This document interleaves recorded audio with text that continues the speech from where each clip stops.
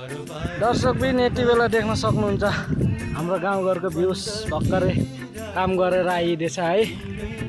यता हाम्रो बाबा भाउजूहरू बस्नु भएको छ है।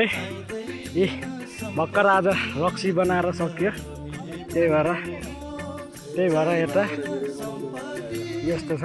यहाँ हाम्रो भाउजू हुनुहुन्छ। अब यहाँ हाम्रो सानो छोरी हो, दाइको छोरी होइन।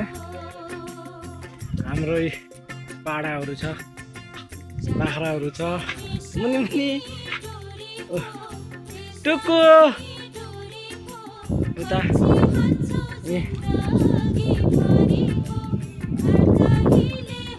तलबाट हाम्रो गाई साउदे हुनुहुन्छ।